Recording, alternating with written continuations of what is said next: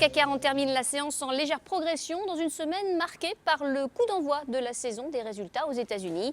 Parmi les valeurs qui se sont distinguées, on retrouve Airbus en progression d'1,2%.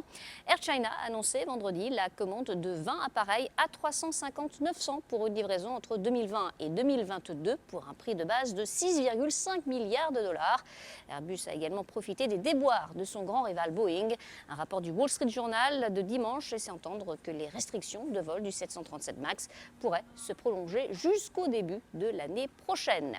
Lafarge Holcim, quasi inchangé, le géant des matériaux de construction, va racheter le fabricant roumain d'éléments en béton Somaco auprès de la société d'investissement Oresa.